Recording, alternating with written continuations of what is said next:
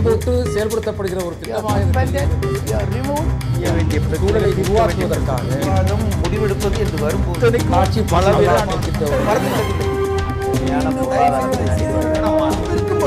எதிர்த்து பேசிட்டு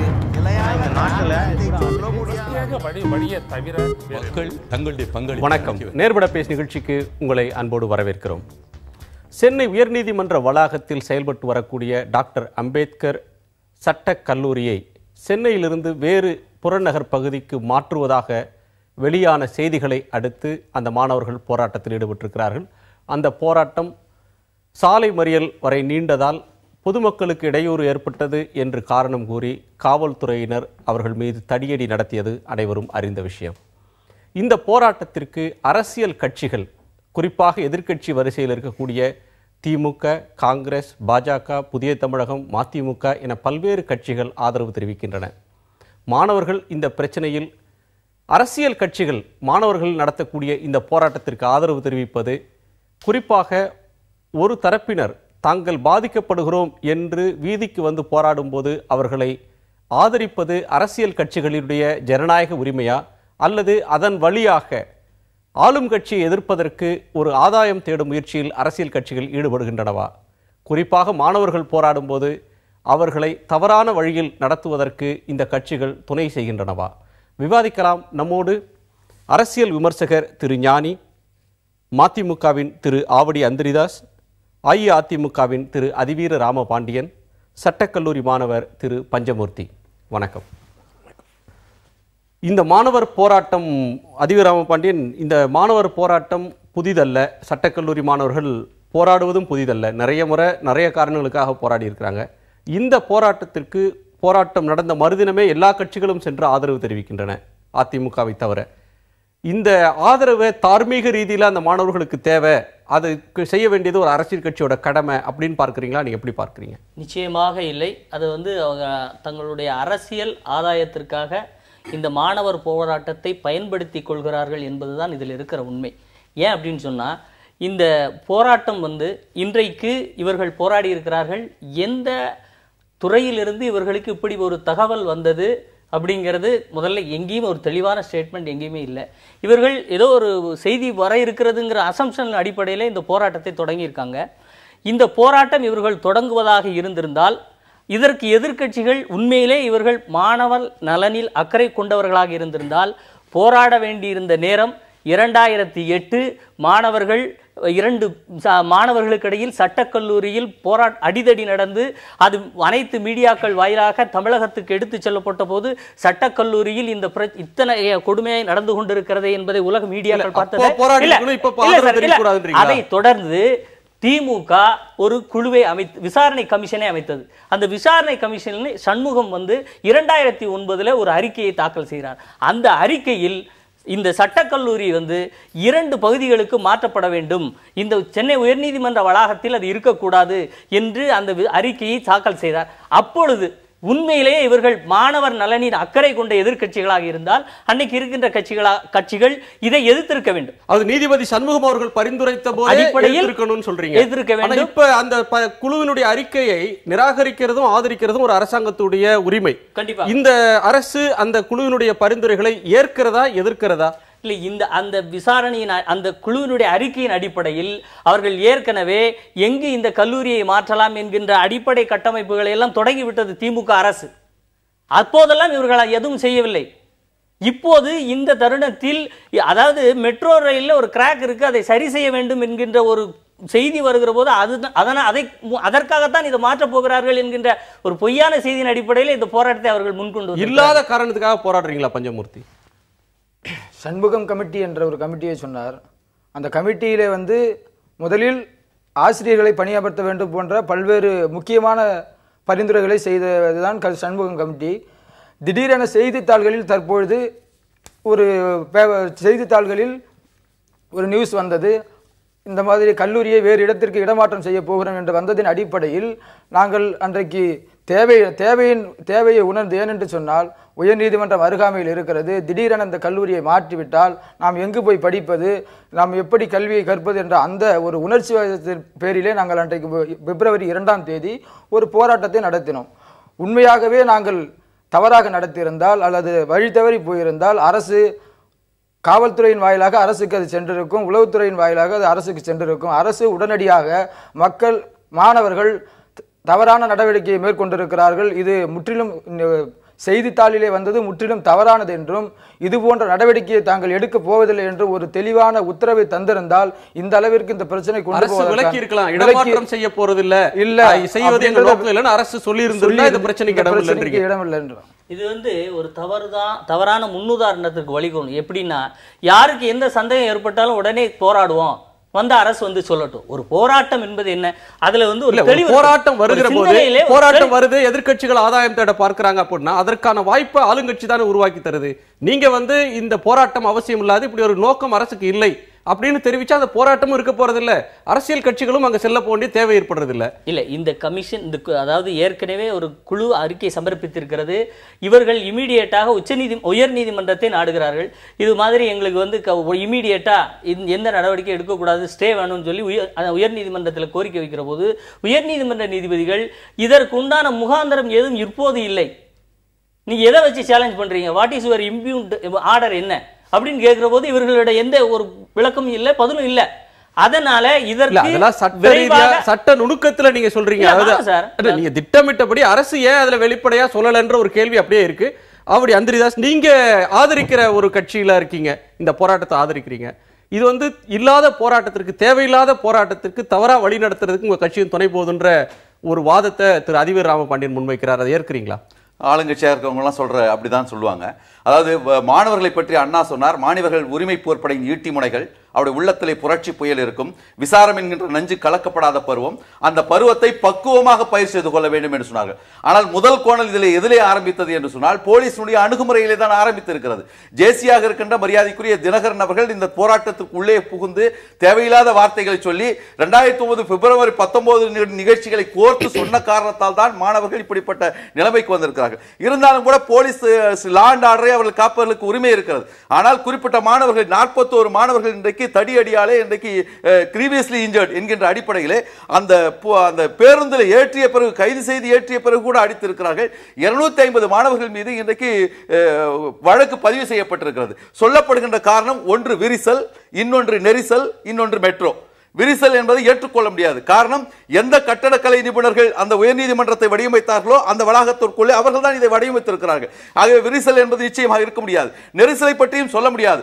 அந்த உயர்நீதிமன்றத்தில் 5000 வழக்கறிஞர்கள், அவர்களுடைய கட்சிக்காரர்கள், அவர்களுக்கு உண்டான வாகனங்கள், 45 நீதிபதிகள், இவர்களெல்லாம் இருக்கின்ற நெரிசல் இங்கே ஒரு 2000 பேர், அதுவும் ஷிப்ட் முறையில் இயங்கிக் கொண்டிருக்கின்ற சட்டக்கல்லூரியில் நெரிசல் வருமா என்று சொன்னால் கிடையாது. மெட்ரோ இருக்கிறதா என்று சொன்னால் மெட்ரோவை வைத்துக் கொண்டு அது ஒரு திட்டமிடல், சரியான திட்டமிடல் இல்லை என்கின்ற அடிப்படையிலே இது தொல்லியல் துறையிலே ஹெரிடேஜ் பிளேஸ்ல வருகிறது. இல்ல பிடபிள்யூடி பொதுப்பணித்துறை அந்த கட்டிடத்தினுடைய உறுதித்தன்மை பற்றி இதனால சேதாரம் ஏற்படும் அப்படின்ற கருத்து அவங்க சொன்னதையும் நீங்க மறுக்க முடியாது. ஆமா, அது அரசாங்கமே அதுக்கு எடுத்து கொடுக்குது. அரசாங்கத்துக்கு இப்படி ஒரு நோக்கம் இருக்கின்ற காரணத்தால் ஏற்கனவே இவர் தவறுதலா சொன்னார், சண்முகம் கமிட்டி அப்படி எந்த விதமான ஒரு ஃபைண்டிங்கும் கொடுக்கவில்லை. தவறுதலாக சொல்லி இருக்கிறார், எந்த ஃபைண்டிங்கும் கொடுக்கவில்லை. நீங்க பாருங்க இந்த அறிக்கையில சண்முகம் கமிட்டியோட அறிக்கை, இந்த அறிக்கையின் சண்முகம் கமிட்டி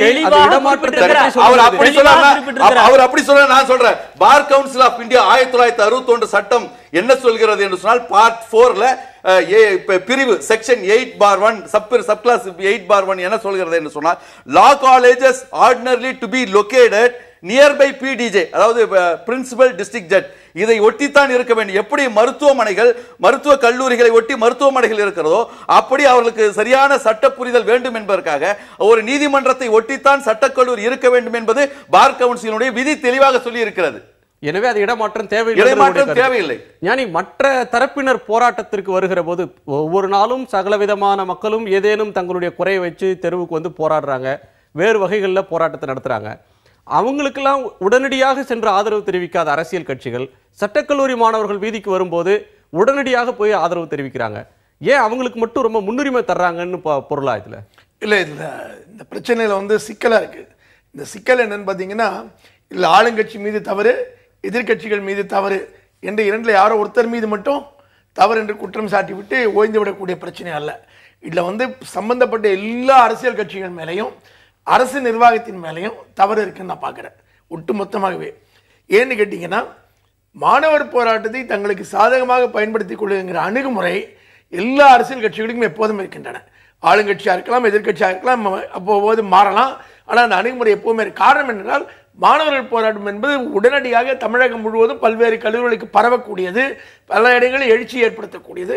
ஒரு தேர்தல் ஆண்டுன்னு இதை எடுத்துக்கொண்டு பார்த்தீர்களானால் இந்த ஓராண்டு தேர்தல் வரக்கூடிய நேரத்தில் எந்த போராட்டமும் உடனடியாக அதிக கவனத்தை அரசியலில் பெறக்கூடும். அந்த அடிப்படையில் இந்த அக்கறை அவர்களுக்கு இருக்கிறது. எல்லா கட்சியும் போறப்ப எல்லா கட்சிக்கும் ஆதாயம் கிடைக்குமா என்ன? ஆமா, எல்லா கட்சியும் போகிறது, மதிமுக போகிறது, பாஜக போகிறது, பாமக போகிறது. எல்லா கட்சியும் தங்களுக்கு அதில் ஆதாயம் கிடைப்பதற்கு முயற்சிப்பார்கள். யாருக்கு கிடைக்குதுங்கிறது வேற விஷயம். ஆனா எல்லாருமே முயற்சிப்பாங்க. எல்லாரும் முயற்சி, அவங்களுக்கு தான் கிடைக்கும், நம்ம போக வேண்டாம்னு யாரும் ஒதுங்கி இருக்க போறது இல்ல. நான் முடிக்கல. நீங்க உடனடியாக எனக்கு பதில் சொல்ல வேண்டியதில்லை. ஏன்னா நான் உங்கள் தரப்பாகவும் சில விஷயங்களை சொல்லத்தான் போறேன். என்ன, அதனால இது ஒரு அணுகுமுறை. ரெண்டாவது அணுகுமுறை, மூர் மார்க்கெட்டை காலி பண்ணி அந்த இடத்த ஒப்படைச்சிட்டு போகணும் அப்படின்னு சொல்றாங்க. அப்ப அத்தனை எதிர்கட்சிகளும் சேர்ந்து எந்த போராட்டத்துக்கும் வரல. சென்ட்ரல் ஜெயில் இருந்தது பாருங்க, சிறை, அதை அங்கிருந்து புழலுக்கு மாத்துறாங்க. அந்த ஜெயிலை மாற்றும் போது மிகவும் பாதிக்கப்படுறது யாருன்னு பார்த்தீங்கன்னா பெரும்பாலும் ஏழை எளிய மக்கள் தான். ஏன்னா சிறையில் இருக்கிறவங்களே பெரும்பாலும் குற்றம் செய்து வந்தவர்களோ குற்றம் செய்யாமல் வந்தவர்களோ அந்த குடும்பங்கள் எல்லாம் ஏழை குடும்பங்கள் தான். ஒரு ஜாமீனில் சாயந்தரம் எடுக்கணும்னா நகரத்துக்குள்ளேருந்து புழல் வரைக்கும் அவங்க போய் அலைய வேண்டிய சிக்கலில் தான் இருக்காங்க சிறையை. ஆனால் சிறையை மாற்றும் போது யாரும் அதை பற்றி கவலைப்படுவதில்லை. இப்படி பல சந்தர்ப்பங்களில் எந்த விஷயங்களுக்கெல்லாம் கட்சிகள் கவலைப்படுவதில்லை. ஆனால் மாணவர் போராட்டத்தில் அக்கறை காட்டுவதற்கு காரணமே இது தமிழகம் முழுவதும் விரிந்த போராட்டமாக வளரக்கூடிய வாய்ப்பு உள்ளது ஒன்று. இரண்டாவது, சட்டக்கல்லூரியை பொறுத்த மட்டும் எல்லா அரசியல் கட்சிகளுக்கும் அங்கே மாணவர்கள் மத்தியில் கட்சி அமைப்புகள் இருக்கின்றன. ஆளுங்கட்சிக்கு இருக்கிறது, எதிர்கட்சிகளுக்கு இருக்கிறது. தொடர்ந்து சட்டக்கல்லூரி என்பதே பின்னால் அரசியலில் பங்கேற்பதற்கான ஒரு தயாரிப்பு பட்டறையாகத்தான் இங்கு பார்க்கப்படுகிறது. அது ஒரு அடிப்படை. அவர்களை வழக்கறிஞர்களாக உருவாகி வருவதற்காக பார்ப்பதை விட பின்னால் அரசியல் கட்சிகளுக்கு முக்கியமான பங்காற்றக்கூடிய தலைவர்கள் வரக்கூடிய இடமாக அது பார்க்கப்படுகிறது. இந்த காரணங்களாலே அதன் மீது அதிகமான கவனம் இருக்கிறது. இதுதான் பொதுத்தன்மை. இந்த குறிப்பிட்ட பிரச்சனையில் எங்க சிக்கல் வருகிறது? இன்னைக்கு தன்மை மாறிடுச்சு. இன்னைக்கு அரசியல்ல பொறியாளர்களும் எம்பிஏ படிச்சவங்களும் டாக்டர்களும் நிறைந்த ஒன்றா மாறிடுச்சு. நீங்க சொல்ற சட்டக்கல்லூரியில இருந்து அரசியல் தலைவர்கள் உருவானது போன தலைமுறை இல்ல. ஆனா நிறைய கூட இன்னைக்கு ரோட்டில முழுக்க மாறவில்லை குணசேகரன். எப்படின்னு பார்த்தீங்கன்னா பொறியாளர்களோ எம்பிஏ படித்தவர்களோ ஐடி சேர்ந்தவரோ அல்லது விஞ்ஞானியோ அல்லது பத்திரிகையாளரோ கூட அரசியலுக்குள்ள வரலாம். ஆனால் தொடர்ந்து அரசியலில் கடுமையாக உழைக்கக்கூடியதுன்னு பார்த்தீங்கன்னா தொடர்ந்து காவல்துறையோடவும் நிர்வாகத்தோடவும் எப்போதும் உரசல் இருந்து கொண்டே இருக்கக்கூடிய இடங்கள்லாம் வழக்கறிஞர்கள் தான் திறம்பட செயல்படக்கூடிய வாய்ப்புள்ளது. அடிப்படையான காரணம் அதுதான். அதனாலதான் நிறைய வழக்கறிஞர்கள் அரசியலுக்குள்ள வருவதற்கு காரணம் அதுதான். பொதுவாக அவர் சொல்றதை நான் ஒரு வகையில் ஏற்றுக்கொள்கிறேன். அதாவது பொதுவாக வழக்கறிஞர் சமுதாயம் என்பது ஒரு சமூக அக்கறையோடு செயல்பட்டு கொண்டிருப்பது. இன உணர்வு ரீதியான பிரச்சனைகள், மொழி ரீதியான பிரச்சனைகள் அவர்தான் முன்னின்று நடத்துகிறார்கள். ஒரு கட்டத்தில் ஈழ எழுச்சி கூட அங்கே இருந்து தான் ஆரம்பித்தது, அந்த போராட்டம் தான். ஆனால் அவர்கள் சொல்லும்போது ஒரு தடியடிப்பட்டு ஒரு மாணவர் சமுதாயம் பாதிக்கப்படும் போது அனைத்து அரசியல் கட்சிகளும் அதை அக்கறையோடு அவர்களுக்கு பின்பலமாக இருக்க வேண்டிய ஒரு கட்டம், அவருக்கு ஆறுதலும் தேர்தலும் கொடுக்க வேண்டிய ஒரு நிலைமை இருக்கிறது. அவர் யாரும் நியாயப்படுத்த முடியாது. இன்னொரு கருத்து இருக்கு. இங்கிருந்து ஆயிரக்கணக்கான குடிசைகளை அகற்றி சென்னையிலிருந்து புறநகருக்கு சோழிங்கநல்லூர் தாண்டி கண்ணகி நகர்ல கொண்டு பல ஆயிரக்கணக்கான குடும்பங்கள் இங்கிருந்து வேர் பிடுங்கி எடுத்துக்கொண்டு வைத்த போது எந்த அரசியல் கட்சியும் அந்த மக்களுக்காக நின்று போராடல. அதாவது ஆங்கிலேயர் காலத்திலே ஆங்கிலேயர் காலத்திலே எப்படி வச்சிருந்தாங்கன்னா ரெவென்யூ இருக்கும், அதுக்கு பிறகு கோர்ட் இருக்கும், அதுக்கு பிறகு சப்ஜெயில் இருக்கும். இந்த முறையிலே தான் வடிவமைத்திருக்கிறார்கள். ஒரு தனிப்பட்ட மக்களை அப்புறப்படுத்துவது என்பது வேறு, ஒரு சட்டக்கல்லூரி ஒரு நீதிமன்றத்தோடு ஒட்டி இருக்கும் பொழுது அதை பிரிப்பது என்பது சமூக அக்கறை கொண்டவர்கள், இவர்கள் போராடக்கூடியவர்கள். ஆகவே டிவைட் அண்ட் ரூல், பிரித்தாளும் சூழ்ச்சி அடிப்படையில் இவர்களாம் ஒன்றாக வைத்திருக்க கூடாது என்பதற்காகத்தான் 40-50 கிலோமீட்டருக்கு அப்பால் உள்ள திருவள்ளூருக்கும் காஞ்சிபுரத்துக்கும் மாற்றக்கூடிய அது, அதாவது போட்டிருக்கின்ற வழக்கினுடைய அந்த பிரேயரே என்னன்னு சொன்னா 40-50 கிலோமீட்டருக்கு அப்பால் போடக்கூடாது, நீதிமன்றத்தை ஒட்டித்தான் இது இருக்க வேண்டும் என்கின்ற அந்த அடிப்படையிலே தான் அந்த விசாரணை மனுவிலையும் கோரப்பட்டிருக்கிறது. திரு அதிவீர் ராமபாண்டியன், இந்த வழக்கு அப்படின்ற ஒரு அடிப்படை இதை எடுத்துக்கிட்டீங்கன்னா சட்டக்கல்லூரி மாணவர்கள் எப்போதும் போலீஸோட மோதக்கூடியவர்களா இருக்கிறாங்க, அவ்வப்போது இதனால இடையூறு வருகிறது. எனவே மற்ற சென்னை நகரத்தினுடைய மையத்தில் இருக்கக்கூடிய மற்ற கல்லூரிகளை அகற்றுறதில்லை. பொறியியல் கல்லூரிகளோ மருத்துவக் கல்லூரிகளோ ஐஐடி போன்ற இடங்களில் போராட்டங்கள் வர்றதில்லை. கலை கல்லூரிகளிலும் சட்டக்கல்லூரியிலும் தான் போராட்டம் வருகிறது. எனவே இந்த மாணவர்களை நகரத்தின் மையத்திலிருந்து அப்புறப்படுத்தணும். இப்போ மெட்ரோ ரயில் பணிக்காக பச்சைப்பன் கல்லூரியை மூடலாம்னு வந்தது. ராணிமேரி கல்லூரியை தலைமைச் செயலகத்துக்காக இழுத்து மூடலாம், வேற இடத்துல அவங்கள அப்புறப்படுத்தலாம் அப்படின்ற பேச்சு அப்போ வந்தது. இப்போ சட்டக்கல்லூரி மூடிட்டு அவர்களை வெளியில புறநகருக்கு அனுப்பலாம் அப்படின்ற நோக்கத்துக்கு பின்னாடி ஒரு அரசியல் இருக்கு, அதனுடைய வெளிப்பாடு தான் இதெல்லாம் அப்படின்ற ஒரு குற்றச்சாட்டுக்கு நீங்க என்ன பதில் சொல்லுங்க? அவர் நண்பர் சொல்றதுக்கு முன்னாடி ஒரு வரலாற்று உண்மையை உங்களுக்கு சுட்டி காட்ட விரும்புகிறேன். அண்ணா சாலையுடைய மையத்தில் இருந்திருக்கக்கூடிய ஆண்கள் கலைக்கல்லூரி, ஸ்பென்சர் சந்திப்பு கிட்ட இருக்கக்கூடிய ஆண்கள் கலைக்கல்லூரியை தொடர்ந்து அந்த மாணவர்கள் போராட்டங்களில் ஈடுபட்டு கொண்டிருந்த காரணத்தினால தான் காவல்துறையும் அன்றைக்கு ஆட்சியில் இருந்த நிர்வாகமும் சேர்ந்து அந்த கல்லூரி நந்தனத்துக்கு மாற்றி இந்த கல்லூரி மகளிர் கல்லூரி ஆகியவை மாற்றினார்கள். அது வந்து திட்டமிட்டு அரசாங்கமும் காவல்துறையும் ஏற்கனவே இப்படிப்பட்ட நடவடிக்கை சென்னையில் எடுத்திருக்கிறார்கள். அதனுடைய ஒரு பகுதி தான் இது. அப்படிப்பட்ட தொடர்ச்சியான அணுகுமுறை நிர்வாகங்களுக்கும் காவல்துறைக்கும் எப்போதுமே உண்டு. பிரச்சனைகள் வரக்கூடிய கல்லூரிகள் வேறு இடத்துக்கு மாற்ற முடியுமானால் மாற்ற வேண்டும் என்கிற அணுகுமுறை அது அவர்கள் வந்து ஏற்கனவே கலைக்கல்லூரியில் செய்திருக்கிறார்கள் என்பதை நம்ம சுட்டி பார்க்க வேண்டும். இல்லை, அதாவது ஒரு சட்டம் படித்த ஒரு மாணவன் என்கின்ற அடிப்படையில் நானும் சட்டக்கல்லூரியில் பயின்றிருக்கிறேன். நாங்கள் பயின்று கொண்டிருந்த போது பிரேக்கிங் சிஸ்டம்னு ஒரு சிஸ்டம் இருந்துச்சு.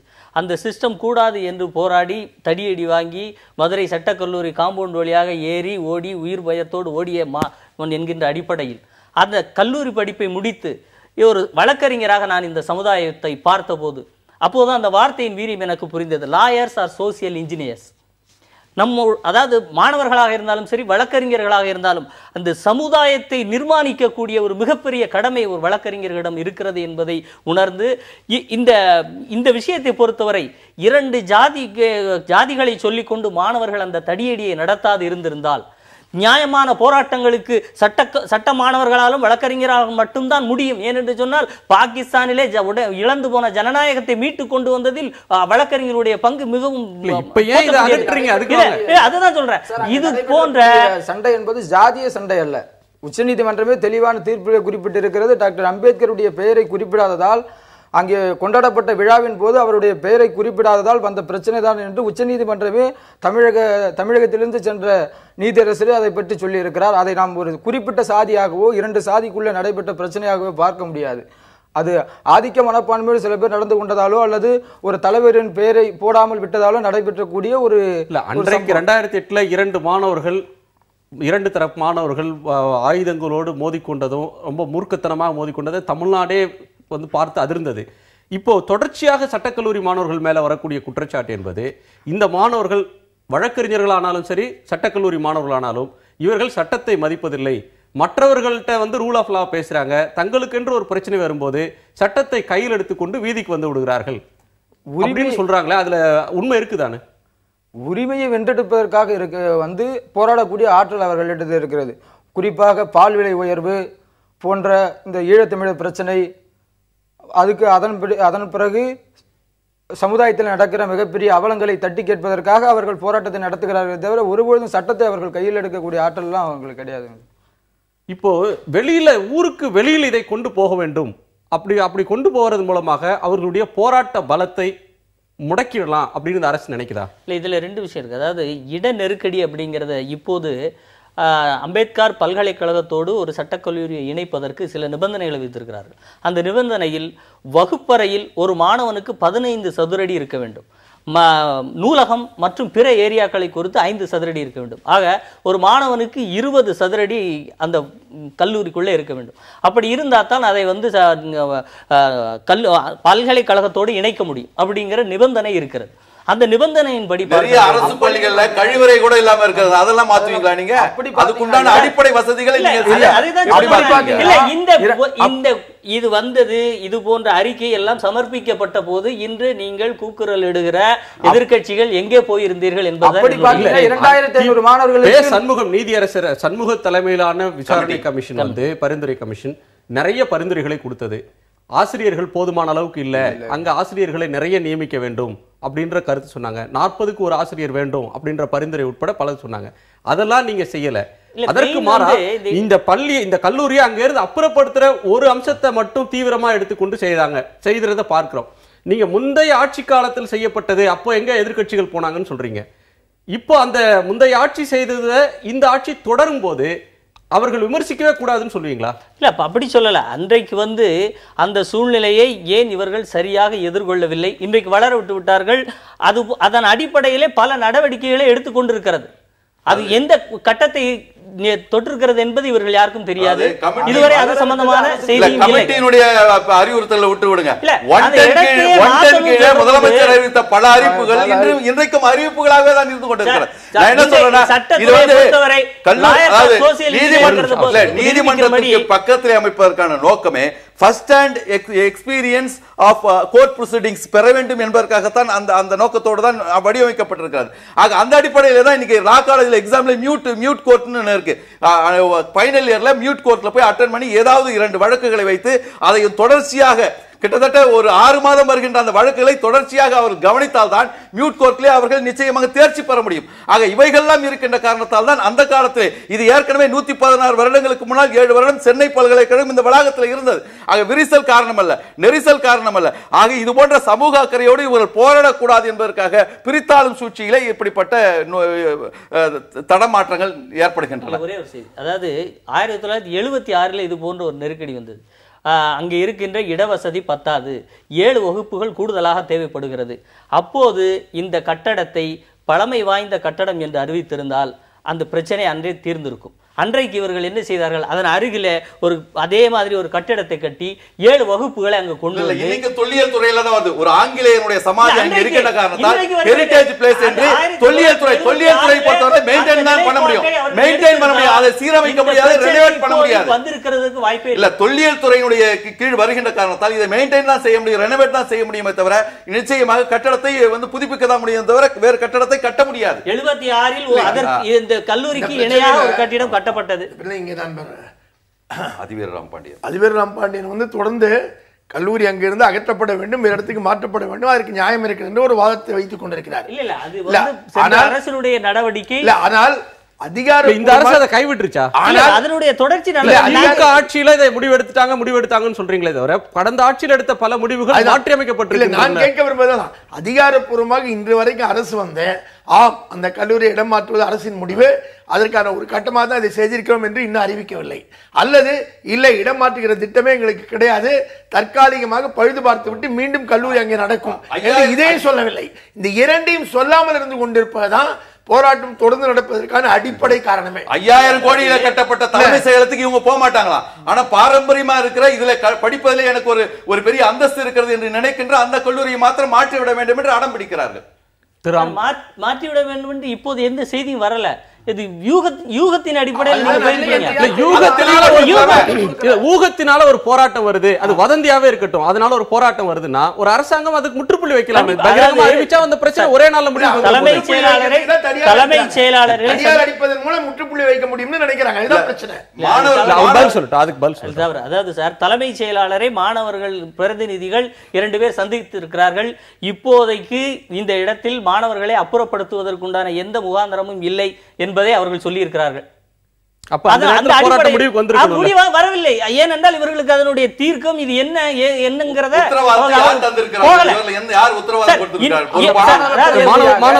ஒவ்வொரு போராட்டத்திற்கும் மாணவ பிரதிநிதியாக அவரை சந்திக்க சென்றவனில் நானும் ஒருவன்.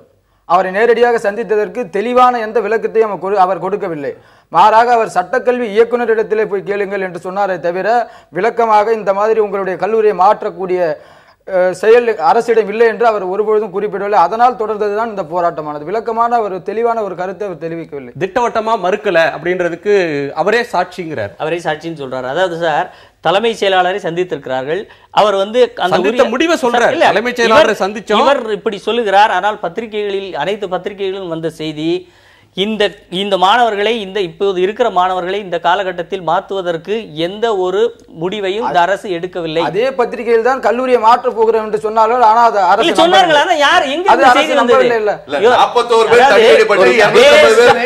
அவர்கள் தலைமை செயலாளரிடம் போனால் அவர் வந்து கல்வித்துறை சட்டத்துறை இயக்குநரை பாருங்கன்னு சொல்லுகிறார்.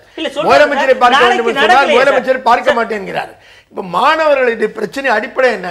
அங்க மாணவர் பிரதிநிதிகளாக சென்றவர்களே யாருன்னு பாருங்க. அந்த நேரத்தில் எழுச்சி ஏற்பட்டு மாணவர்களுக்கு தலைமை வைத்தவர்கள் போகக்கூடிய சூழ்நிலை இருக்கிறது. நம்முடைய கல்லூரிகளில் இருக்கிற மிக அடிப்படையான பிரச்சனை, எந்த கல்லூரியிலும் மாணவர்கள் முறையான தேர்தல் நடத்தி சங்கம் அமைத்து தங்கள் பிரச்சனைகளை சொல்லுவதற்கான அமைப்பே இல்லை. இது எந்த கல்லூரியிலும் அனுமதிக்கப்படவே இல்லை. அந்த முதல்ல மாணவர்களுக்கு கல்லூரிகளில் சங்கம் அமைக்கிற உரிமை வேண்டும். முறையாக தேர்தல் நடத்தி பிரதிநிதிகளை அனுப்புகிற தொழில் நிறுவனங்களிலேயே அந்த உரிமைகள் பறிபோகக்கூடிய ஒரு காலகட்டத்தில் மாணவர் கல்லூரிகள் அந்த உரிமையை நீங்க எதிர்பார்க்கிறீங்க? கண்டிப்பாக வேண்டும். 1926 தொழிற்சங்க சட்டமே நடைமுறைக்கு வரவில்லை. ஆனா என்னன்னா 41 பேர் அடிபட்டு தடி அடிபட்டு 250 மாணவர்கள் மீது வழக்கு பதியப்பட்டு ஒரு பதட்டம் நிறைந்த சூழ்நிலையிலே மற்ற சட்ட கல்லூரி மாணவர்களும் வழக்கறிஞர்களும் போராடுகின்ற ஒரு பதட்டமான சூழ்நிலையில கூட அரசாங்கம் பொறுப்பாக இதற்குண்டான இல்லை இப்படி மாற்றம் என்ற அந்த எண்ணம் இல்லை என்பதை ஏன் உறுதிப்படுத்தவில்லை? திரு அதிபர் ராமபாண்டியன், நிர்வாகத்தினுடைய தெளிவின்மை அல்லது இடம் மாற்ற போறோம் அப்படின்னு எடுத்த முடிவை சொல்ற துணிவின்மை, இதுதான் இந்த பிரச்சனைக்கு காரணம்னு வலுவா முன்வைக்கப்படக்கூடிய குற்றச்சாட்டுக்கு நீங்க என்ன பதில் சொல்றீங்க? இல்லை, நிச்சயமா அப்படி இல்லை. ஏன்னா இந்த கல்வி ஆண்டில் இவர்கள் இடமாற்றம் செய்வதற்குண்டான வாய்ப்பு இல்லை என்பதை சட்டக்கல்வி அந்த கல்வித்துறை செயலாளர் தெளிவாக இவர்களிடம் தெரிவித்திருக்கிறார். அப்படி இருக்கிற போது இவர்கள் இதற்கு அடுத்த கட்ட நடவடிக்கையை முறையாக தங்களுடைய போராட்டத்தின் தன்மையை வெளிப்படுகின்ற விதத்தில் அதை தொடர் ஒரு போராட்டமாக மாற்றி ஒவ்வொன்றாக எடுத்து சொல்லி தான் அதை அடைய முடியுமே ஒழிய இவர்கள் தங்களுடைய ஒரு உணர்ச்சி வேகத்தில் பண்ணுகிற உடனே அரசு எல்லா வேலையும் செய்ய முடியும். ஏன்னா அந்த இதுல துறைகள் சார்ந்திருக்கு. இந்த ஆண்டு செய்யலன்றது வேற, இனி எப்பவுமே செய்ய இந்த ஆண்டில் செய்யவில்லை, வெளிப்படையாக அவர் அறிவிக்கவில்லை. அவர் எங்களிடம் சொல்லும் போது இந்த ஆண்டு நாங்கள் செய்யவில்லை என்றால் அப்போ எப்பொழுதாவது செய்ய போகிறீர்களா, அடுத்த ஆண்டு செய்ய போறீங்களா அப்படின்னும் போது நாங்க இன்னும் 3 மாசம் தான் எங்களுடைய கல்வி ஆண்டு இருக்கு, அது முடிச்ச பிறகு அடுத்த ஆண்டு மாத்திருவீங்களோ அப்படின்ற இளம் தலைமுறைக்கு அது தேவை என்ற அடிப்படையில தான் அந்த போராட்டத்தை நாங்கள் முன்னெடுத்து போனோம். கல்வித்துறை செயலாளருக்கு இருக்கின்ற தெளிவு ஏன் முதலமைச்சருக்கு இல்லை என்பதுதான் கேள்வி. அந்த அரசு சட்டக்கல்லூரி என்பது தமிழ்நாடுடைய அரசின் கீழ் வர்றதில்லை. பார் கவுன்சில், இந்திய bar council, Tamil Nadu bar council ஆகிய அனைத்தினுடைய முடிவிற்கு உட்பட்டு வரக்கூடிய ஒரு விஷயம். இதில் அரசு எடுத்தேன் கவுத்தேன் என்று எதுவும் செய்து விட முடியாது. அவர்களையெல்லாம் ஒரு ஆலோசனை செய்த பிறகுதான் இதுல ஒரு தெளிவான ஒரு முடிவுக்கு வர முடியும். அப்படி இருக்கிற போது பார் கவுன்சில் ஆஃப் இந்தியா தெளிவா சொல்லுது, law colleges to be located nearby the court னு சொல்லிருக்காங்க. எத்தனை கல்லூரிகள் இருக்கிறது, இந்தியாவில் எத்தனை கல்லூரிகள் இருக்கிறது? அந்த சட்டப்பிரிவு நல்ல விஷயத்தை ஒப்பிட்டு அது போல நாமும் இருக்க வேண்டும் என்று நினைக்க வேண்டுமே தவிர இல்லாத ஒன்றை அது போல இருக்க வேண்டும் என்று சொன்னால் அது என்ன எடுத்துக்க? மருத்துவமனை ஒட்டி இல்லாத மருத்துவ கல்லூரி ஏதாவது இருக்குதா? மருத்துவ கல்லூரி இல்லாத மருத்துவமனை ஏதாவது இருக்குதா? இல்ல, இது இன்னொரு பார்வை இதுக்கு இருக்கு. அதாவது மாணவர்கள், சட்டக்கல்லூரி மாணவர்கள் போராட்டத்தை ஆதரிச்சு புரட்சிகர மாணவர் இளைஞர் முன்னணி வெளியிட்டிருக்கிற ஒரு கருத்துல அவங்க சொல்ற கருத்து, எப்பவுமே சமூக பிரச்சனைகள்ல போராடுறதுல சட்டக்கல்லூரி மாணவர்கள் முன்வரிசையில் இருக்காங்க. அது இந்திய எதிர்ப்பு போராட்டமானாலும் ஈழத்தமிழர் பிரச்சனைனாலும் இந்த மாணவர்களுடைய போர்க்குணத்தை மழுங்கடிக்கவும் சமூகப்பற்றை நாட்டுப்பற்றை அறுத்தெறியவும் மிக முக்கியமாக மாணவர்களுக்கு அரசியல் கூடாது என்று கூறி அரசியல் அரங்கிலிருந்து மாணவர்களை விலக்கி வைக்கவும் தான் அரசு திட்டமிட்டு இதை செய்துன்றாங்க. மாணவர்கள அரசியல் நீக்கம் பண்ற ஒரு முயற்சியா இதை பார்க்க முடியுமா அவங்க சொல்றது மாதிரி? இல்ல, மாணவர்களை பத்தி தான் அந்த கருத்துக்களை நான் முழுமையா உடன்படலை. அதாவது சமூக பிரச்சனைகளில் அக்கறை காட்டக்கூடியவர்கள் சட்டக்கல்லூரி மாணவர்கள் தான், கலைக்கல்லூரி மாணவர்கள் இல்லை அப்படிங்கிறத கருத்தையை நான் ஏற்றுக்கொள்ளலை. ஏன்னா தமிழ்நாட்டுடைய இந்திய போராட்டமாகட்டும் அல்லது இன்றைய வரைக்கும் ஈழப்பு பிரச்சனை ஆகட்டும், எல்லாவற்றிலும் சட்டக்கல்லூரி மட்டுமல்ல எல்லா கல்லூரி மாணவர்களும் தான் பங்கேற்றிருக்கிறார்கள். அதனால் அதை நான் சட்டக்கல்லூரி மாணவர்கள் மட்டும்தான் அதில் ஈடுபடுவார்கள் பார்க்கிற பார்வையை நான் ஏற்றுக்கொள்ளவில்லை. எல்லா கல்லூரி மாணவர்கள் மத்தியிலும் அப்படிப்பட்ட விஷயங்கள் உணர்வுகள் இருக்கின்றன, போராடி இருக்கிறார்கள் தான் உண்மை. இரண்டாவது விஷயம், மாணவர்களிடமிருந்து அரசியல் நீக்கம் செய்வது என்பது இருக்குல்ல, இன்னைக்கு அரசுக்கு இந்தியா இருக்கக்கூடிய அரசாங்கத்திற்கும் கார்பரேட் செக்டாருக்கும் எல்லோருக்குமே மாணவர்களை மட்டும் இல்லை எல்லா இளைஞர்களையுமே அரசியலிருந்து நீக்கம் செய்வதுதான் நோக்கமா இருக்கு. இளைஞர்களை வாழ்க்கை அரசியல் அக்கறை காட்டாமல், அரசியலை பற்றின அக்கறையே இல்லாமல் அரசியலிருந்து விலகி இருக்க செய்கிற பார்வையில் தான் இருக்கிறது. அது எல்லா துறையிலும் செயல்படுத்தி கொண்டுதான் இருக்கிறார்கள். அதான் உண்மை. எந்த மாணவர் போராட்டத்திலே திமுக 67 நிலைநிறுத்தப்பட்டதோ அந்த திமுக தான் 2009 ஈழப்பிரச்சனையை முன்னெடுத்த காரணத்தால் அவருடைய போராட்டத்தை நசுக்க வேண்டும் என்று பிப்ரவரி 29 2009 மிகப்பெரிய அடக்குமுறை ஏற்பட்டது. ஆகவே பொத்தாம்பொதுவாக எது ஆளுங்கட்சியாக வந்தாலும் இந்த நடைமுறையை தான் கையாளுகிறார்கள்.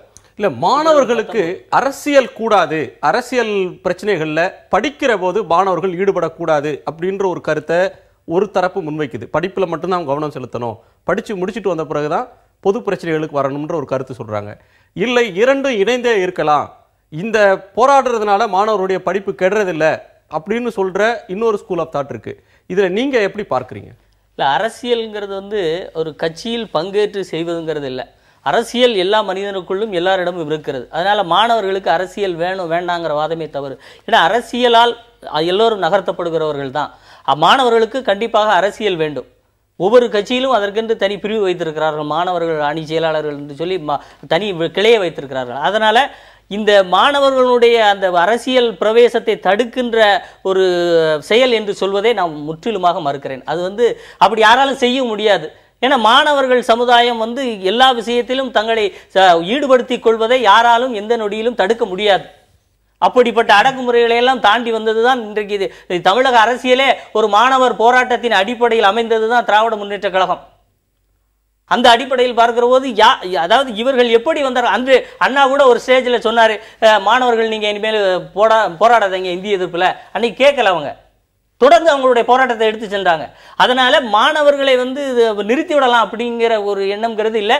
அதே மாதிரி இந்த உலக வரலாற்றில் எந்த ஒரு போராட்டமாக இருந்தாலும் அந்த போராட்டத்தை போராட்டம் என்று தீர்மானித்து விட்டால் சில விஷயங்களை நாங்கள் மீறி செய்ய போகிறோம் என்பது அதனுடைய பொருள்.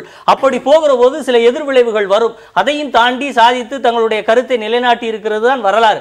ஆக மாணவர்களுடைய இது போன்ற ஒரு சின்ன அன்றைக்கு அந்த சூழ்நிலையில் பேருந்துகள் போன்ற மக்களுக்கு இடையூறு, நெருக்கம், காவலர்களும் மனிதர்கள், மாணவர்களுக்கு எப்படி உணர்ச்சி வேகம் இருக்கிறதோ காவலர்கள், இதற்கு இடைப்பட்ட ஒரு சூழ்நிலையில் ஒரு அசம்பாவிதங்கள் நடந்தாலும் அது இது போன்ற அதாவது ஒரு பிளான் பண்ணி பண்றது இல்லை. இந்த சூழ்நிலையை பார்க்கிற போது இந்த சூழ்நிலையில் பிளான் பண்ணாததா இருக்கலாம். கண்டிப்பாக இடமாற்றம்ன்றது பிளான் பண்ணாததா இல்ல. இடமாற்றம் என்பதற்கும் நான் அதுதான் வருகிறேன். இது இடமாற்றம் இந்த ஆண்டில் இல்லைன்னு நீ சொன்னதுக்கு அப்புறம் அதில் எங்களுக்கு தெளிவு வேண்டும் என்பதை நீங்கள் இன்று வெளிக்கொணர்வதற்கு எத்தனை வழிமுறைகள் இருக்கிறது. ரைட் இன்ஃபர்மேஷன்ல கேளுங்க, இல்ல ஒரு வழக்கு தொடர்றீங்க உச்ச நீதிமன்றம், இந்த உயர் நீதிமன்றம் இல்ல சார், இல்ல நான் சொல்லிக்கிறேன். அதாவது அப்போ ஒரு போராட்டம் எப்ப வெற்றி பெறும்? நாளைக்கு இந்த மாதிரி பிரச்சனை போராடும் போதே தெளிவான பதில் சொல்லாத ஒரு அரசு எந்திரம் ஆர்டிஐல தகவல் அறிவு உரிமை சட்டத்துல ஒரு கேள்வி கேட்டா உடனே எல்லா கேள்விக்கும் தெளிவா அதை இவர்கள் தெரிந்து கொண்டு போராட்டத்தை ஆரம்பிக்கலாமே. ஒரு சட்ட மாணவர், நம்ம வேற எந்த மாணவர்னா ஒரு போராட்ட வியூகம் அமைப்பதற்கு போகலாம். Court is taking police role என்று தான் நினைக்கிறேன். அவர்கள் போராடும் போது நியாயமான கோரிக்கைக்காக நீதிமன்றத்துக்கு வரும்போது நீங்கள் அரசாங்கத்தோட விண்ணப்பியுங்கள், பிறகு அவர்களிடத்தில் ரெமெடி கேட்டுவிட்டு இல்லை என்றால் பிறகு வாருங்கள் என்று சொல்வது போலீஸுடைய ஒன் ஆஃப் தி அஜெண்டாவை அவர்கள் எடுத்திருக்கிறார்கள் என்றுதான் அர்த்தமாகிறது. அவசரம் இல்லை, அவசரம் இல்லை. அந்த விஷயத்தை அவசரம் இல்லை. இருந்தாலும் இந்த போராட்டம் நடக்கிறது. என்னுடைய கருத்து என்னன்னா, இப்படி ஒரு போராட்டத்தை நடத்தி இது போன்ற விஷயங்களை ஏற்படுத்தி வைப்பதற்கு இந்த எதிர்க்கட்சிகள் இன்று பிளான் பண்ணுது அப்படிங்கிறது தான் என்னுடைய கருத்து. இந்த போராட்டம் நடத்த வேண்டிய உடனடி தேவை இப்போது இல்லை. மாற்றப்பட போகிறோம் என்று பத்திரிகையிலே செய்தி வருகிறது. உடனடியாக பழைய கட்டிடத்தில் இருந்த புத்தகங்களையும் அங்கே இருக்கக்கூடிய அனைத்து ஆவணங்களையும் எடுத்து புது கட்டிடத்திலே வைக்கிறார்கள். அப்போ எங்களுக்கு என்ன தோன்றும்? உடனடியாக மாற்றுகிறார்கள் கல்லூரியை. அதனால் நாம் இப்பொழுது போராட்டம் நடத்தினால்தான் நம்முடைய உரிமையை வென்றெடுக்க முடியும் என்ற அந்த உணர்வின் அடிப்படையில் நாங்கள் போராட்டத்தை தொடர்ந்தோம். அதன் அடிப்படையில் தலைமைச் செயலாளரை சந்தித்தோம். அப்போ சரியான விளக்கம், உத்தரவு எங்களுக்கு தரப்பட்டிருந்தால் நாங்கள் இந்த அளவிற்கு சென்றிருக்கக்கூடிய காரணம் இருந்திருக்காது. அரசியல் ஆதாயம்ன்ற ஒரு பேச்சு வருது. எதிர்கட்சிகள் தூண்டி விடுறாங்க, அதை பயன்படுத்திக்க பாக்குறாங்கன்னு. இப்போ அரசியல் ஆதாயம்னா ஒரு அரசியல் கட்சி ஒரு போராட்டம் நடக்கும் போது அந்த போராட்டத்துல கருத்தே சொல்லக்கூடாதா? இல்லை, அரசியல் கட்சி நிச்சயமாக கருத்து சொல்லணும். எல்லா விஷயங்களையும் கருத்து சொல்லணும். மாணவர்கள் அரசியல் பற்றி கருத்து சொல்லும் போது மாணவர்கள் போராட்டம் பற்றி அரசியல் கட்சி கருத்து சொல்லக்கூடாதுன்னு எப்படி சொல்ல முடியும்? எல்லா அரசியல் கட்சிகளும் கருத்து சொல்ல வேண்டும். ஆனால் ஏன் சொல்லுகிறார்கள்? அவர்கள் உள்நோக்கம் என்ன, அல்லது கடந்த காலத்தில் அவர்கள் நடந்து கொண்ட விதம் என்ன, எதிர்காலத்தில் அவர்கள் நடந்து கொள்ளக்கூடிய வாய்ப்புகள் என்ன அப்படின்னு இந்த கட்சிகளை நாம் மதிப்பிடுவதற்கு நமக்கு உரிமை இருக்கிறது. அது வேறு. ஆனால் அவர்கள் கருத்து சொல்லக்கூடாது என்று யாரும் சொல்ல முடியாது. நிச்சயமாக அரசியல் கட்சிகள் கருத்து தெரிவிக்க வேண்டும். ஆனால் இங்க பிரச்சனை திரும்பி திரும்பி எங்கே வருகிறது பார்த்தீங்கன்னா, மாணவர்களுக்கு இந்த பிரச்சனை தெரிந்து கொண்டு பிறகு போராடி இருக்கலாம், போராட்ட வழிமுறை வேறாக இருந்திருக்கலாம் என்னெல்லாம் பேசுவது இருக்குல்ல, அடிப்படை எப்படி தெரிஞ்சுக்குவாங்க? எனக்கு அதுதான் புரியவே இல்லை. அவர் சொன்னார், மாணவர் பஞ்சமூர்த்தி சொன்னார், திடீர்னு கல்லூரியில் ஆவணங்கள் அடிக்கிறார்கள், புத்தகங்கள் அடிக்கிறார்கள், இந்த கட்டிடத்திலிருந்து அந்த கட்டிடத்துக்கு மாற்றுகிறார்கள்னா யார் மாற்றுறாங்க? அது பிரின்சிபலுக்கு தெரியணும், அட்மினிஸ்ட்ரேஷன் அங்கே இருக்கிறவங்களுக்கு தெரிஞ்சிருக்கணும், அவங்க தான் மாற்றுறாங்க, அவங்களுக்கு யாரிடமிருந்து உத்தரவு வந்திருக்கணும், வந்தால் தான் அவங்க மாற்றுறாங்க.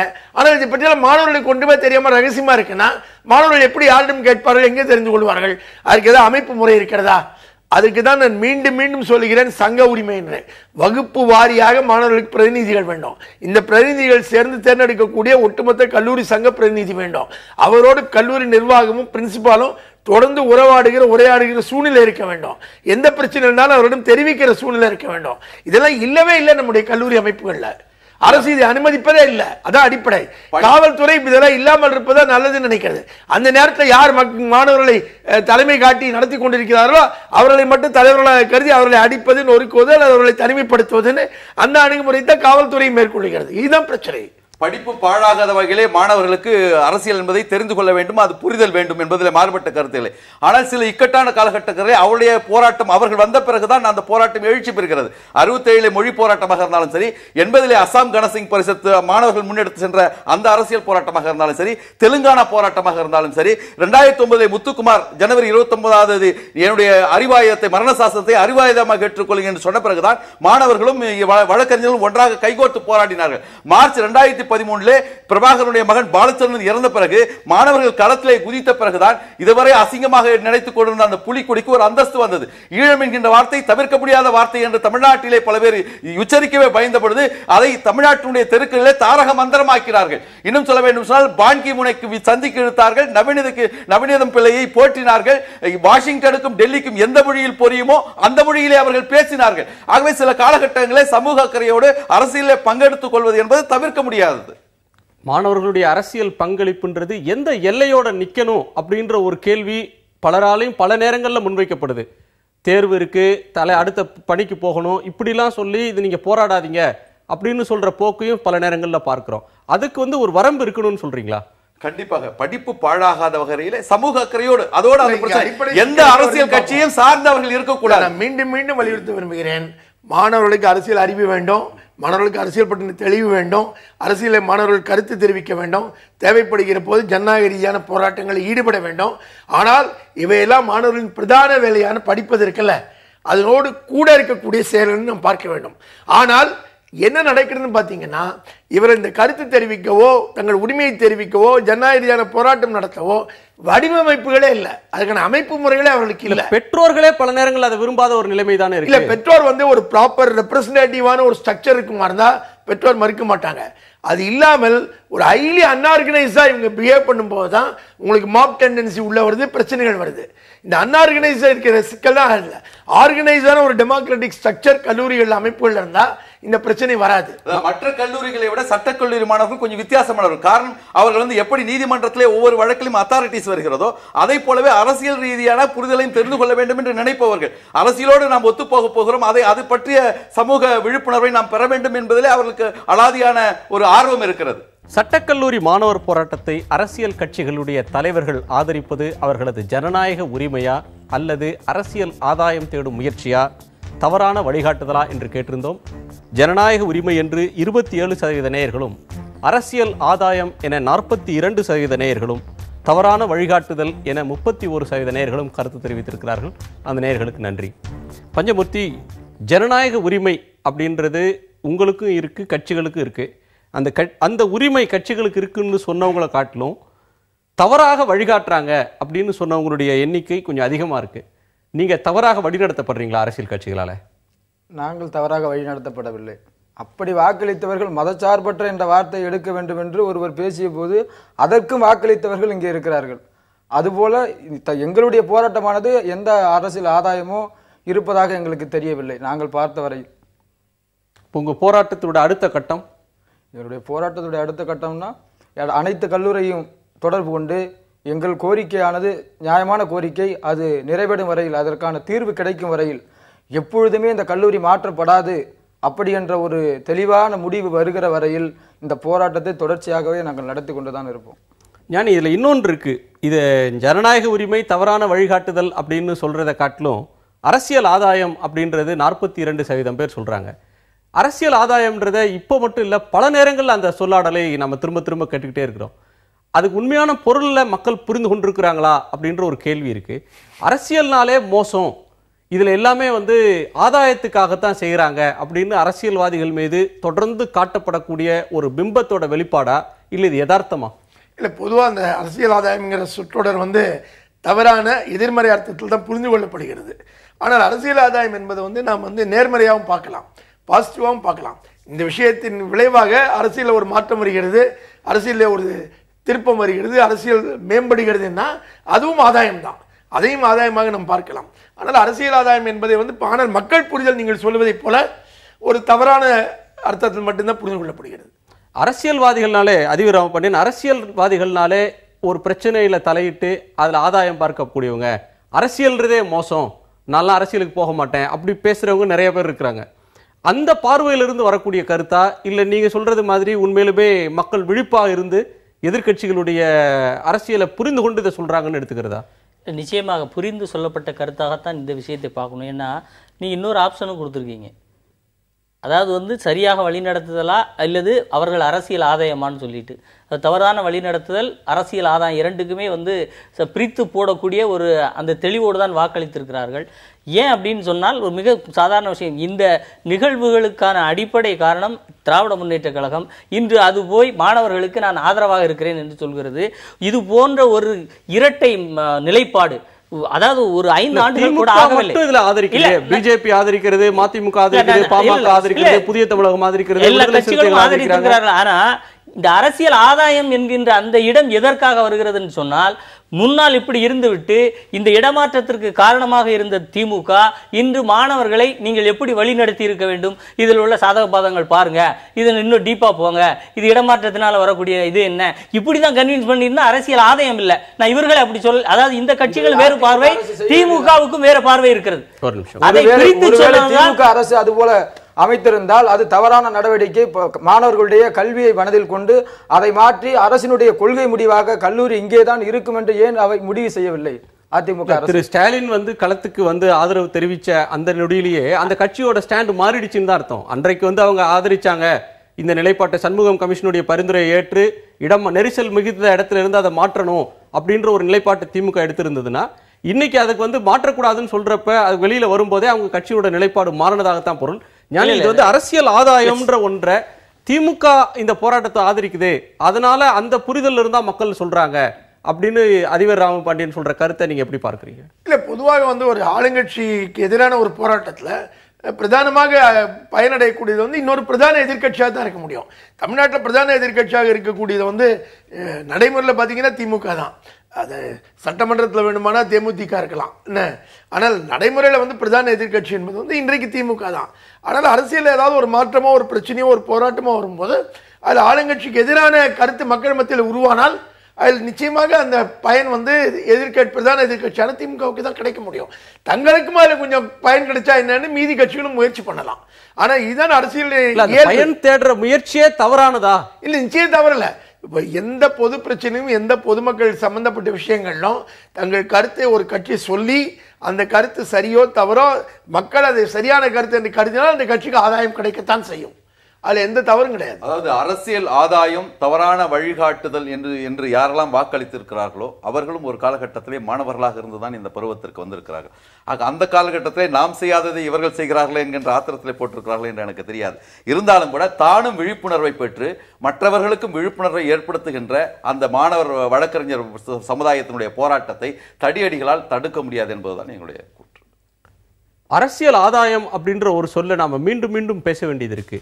அரசியல் ஆதாயம்ன்ற ஒரு சொல் ஆளும் கட்சியினாலும் சொல்லப்படுகிறது. தன் கட்சிக்கு எதிராக இன்னொருவர் பேசும்போது ஆதாயத்துக்காக பேசுறார், பொலிட்டிக்கல் மைலேஜ் எடுக்க பார்க்கறாங்கன்ற ஒன்று வருது. ஒரு அரசியல் கட்சி எல்லா விஷயத்திலும் சுயநலமாக ஒரு பிரச்சனையை பார்க்குது அப்படின்ற எண்ணம் மக்கள்கிட்ட ஆழமா பதிஞ்சிட்டதனுடைய வெளிப்பாடு தான் இந்த மாதிரி ஒரு கட்சிகளை சந்தேக கண்கொண்டும் அல்லது மரியாதை இல்லாமல் அவங்க என்ன செய்தாலும் என்ன சொன்னாலும் அதை சந்தேகிக்கிற பார்வை மக்களுக்கு வருதுன்னு சொல்லலாமா? ஏற்கனவே கட்சிகளுடைய நேர்மையின்மை, கட்சிகளுடைய தவறுகள், அவற்றின் விளைவாக மக்கள் மத்தியில் இப்படிப்பட்ட ஒரு அதிருப்தி பார்வை இருக்கிறது. ஆனால் அரசியல் ஆதாயம் என்பதை நாம் இன்னும் சரியான அர்த்தத்தில் விளங்கிக் கொள்ள வேண்டுமானால் அது எப்படி இருக்க வேண்டும் என்றால், மக்களுக்கு நன்மை தரக்கூடிய ஒரு விஷயத்தை அரசியல் நடக்குமானால் அதே ஆதாயம் என்று பார்க்கலாம். மக்களுக்கு ஆதாயமானதை அரசியல் செய்யுமானால் அதைத்தான் அரசியல் ஆதாயம் என்று நாம் பார்க்க வேண்டும். வெறும் ஒரு கட்சிக்கான ஆதாயமாக இதை பார்க்க வேண்டியதில்லை. அறிக்கை தருவதனாலே ஒரு கட்சிக்கு ஆதாயம் வழங்கணும்னு சொன்னால் ஆளுங்கட்சியை தவிர எல்லா கட்சிகளும் ஆதரித்திருக்கிறது. ஆனால் அப்படி பார்க்கவில்லை. மாணவர் சமுதாயத்தை பொறுத்தவரை அவருடைய போராட்டத்திற்கு ஆதரவு எல்லா அரசியல் கட்சிக்கும் அவர் நன்றி தெரிவிக்கிறார்கள். ஆனால் விழுகின்ற ஒவ்வொரு துளி வேர்வைக்கும் விளைச்சலை எதிர்பார்க்காத வியாபார அரசியலில் இருந்து யார் தனித்திருக்கிறார்கள் என்பதை பொறுத்துதான் அவருடைய ஆதரவு அமையும்.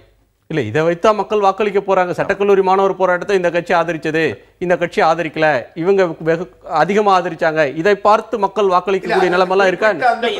பார்க்க வேணாம், மக்கள் வேற பார்ப்பாங்க. அதாவது ஒரு ஆளுங்கட்சி அல்லது ஒரு அரசு பொதுவான விஷயங்கள் எல்லாம் எப்படி நடந்து கொள்ளுகிறது என்று அதை பற்றின பிம்பம் உருவாவதற்கு இது பயன்படுகிறது. இல்ல ஒரே நிமிஷம், இது வந்து இந்த விஷயத்தின் அடிப்படையில் வாக்களிப்பார்கள் ஏன்னு சொன்னா இது முதல் விஷயம் இல்ல. மீத்தேன் வாயு திட்டம் திமுகவின் சாதனைன்னு சொல்லி அவங்க வெப்சைட்ல பாலு தன்னுடைய வெப்சைட்ல போட்டிருந்தாரு. துணை முதல்வர் ஸ்டாலின் வந்து அதை புகைப்படமா கொடுத்திருந்தார். நாடாளுமன்ற தேர்தல் திமுக தரப்புல அதற்கு பதில் சொல்றதுக்கு ஆள் இல்ல. இருந்தாலும் நாடாளுமன்ற தேர்தல் நாடாளுமன்ற தேர்தலின் போது அந்த திட்டத்தை நாங்க மறுபரிசீலனை செய்யறோம், நாங்க ஏற்கனவே. இப்படி திமுக இப்போது தன்னுடைய நிலைப்பாடுகளை எல்லாம் மாற்றி மாற்றி விடுங்கள், நாங்க தப்பு செஞ்சுட்டோம், விடுங்கள் தப்பு செஞ்சுட்டோம் அப்படிங்கிற நிலையில இருக்கு. அதை குறித்து தான் மக்கள் தெளிவாக அரசியல் ஆதாயத்திற்காக இவருடைய அரசியல் நிலைப்பாடுகள் மாறி மாறி தானே வந்திருக்குது. ஒரே நேரத்தில் ஒரே கட்டமான நிலைப்பாடுகளை அவர்கள் எடுக்கவில்லையே. அதெல்லாம் காலத்துக்கு கேட்டால் போல் தங்களுடைய எண்ணங்களை மாற்றிக்கொள்வது, தவறுகளை திருத்திக் கொள்வது தவறு கிடையாது. மக்கள் வந்து எல்லா கட்சியிலும் நிலைப்பாடுகளை மாற்றிக் கொள்வார்கள் என்பது தெரிஞ்சதுதான், மக்களுக்கு தெளிவா தெரியும். ஆனா மாறுகிற நிலைப்பாடு தங்களுக்கு சாதகமாக இருக்கிறதா இல்லையா மக்கள். அண்ணனே ஒரு கட்சிக்கு நிலைப்பாடு எடுத்து விட்டு அது தவறு என்று சொல்லி மாற்றிக்கொண்டிருக்கிறார். தவறு மாற்றவில்லை, என்னுடைய உடல்நிலை காரணமாக கட்சி உடல்நிலை அவருடைய சொந்த உடல்நிலை சரியில்லைன்றதுனால மாற்றினாரு. அந்த கட்சியை தொடர்ந்து நிறைவாக மக்கள் தெளிவடைகிறதுக்காக சொல்லுங்க, இந்த கல்லூரியை இடமாற்ற போறீங்களா இல்லையா? அதிமுக அரசாங்கம் திமுக அரசுல திமுகவுடைய நிலைப்பாட்டுல முரண்பாடு இருந்ததுன்றீங்க, அதிமுகவோட நிலைப்பாடு இதுல என்ன? அதிமுக நிலைப்பாடு அனைத்து சாதக பாதங்களையும் ஆராய்ந்து வருகின்ற அந்த அறிவிப்பை பொறுத்து தான் இருக்கும். அதாவது அனைத்து துறைகளையும் கலந்து ஆலோசித்து ஒரு சிறந்த முடிவு வரும் என்றுதான் எதிர்பார்க்கணும். அரசுக்கே தெளிவான முடிவு இல்லை போல. சார் அதுதான் எடுத்தேன் கவுத்தேன்னு பேசுறதோ ஒரு சமூக வலைதள மீடியாவில் உட்கார்ந்துட்டு இதை செய்யுங்க. அதாவது இரண்டு வேறுபட்ட ஒரு சட்டத்துறையில் சட்டக்கல்வியில் எந்த ஒரு மாற்றத்தையும் அவ்வளவு எளிதாக கொண்டு வர முடியாது சார். இது செஞ்சா அதற்குண்டான செய்திக்கு வழிவிடணும். நாம் தொடர்ந்து பேசலாம், தருணத்தில் பேசலாம். மிக்க நன்றி அறைக்கு வந்து உங்களுடைய கருத்துக்களை பகிர்ந்து கொண்டமைக்காக. நேர்களை மீண்டும் ஒரு நேர்பட பேச நிகழ்ச்சியில் சந்திக்கலாம். வணக்கம்.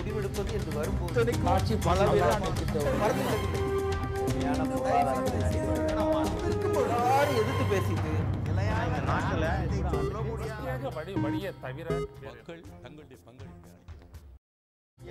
சூழலை உருவாக்குவதற்காக முடிவெடுப்பது என்று வரும்போது ஆட்சி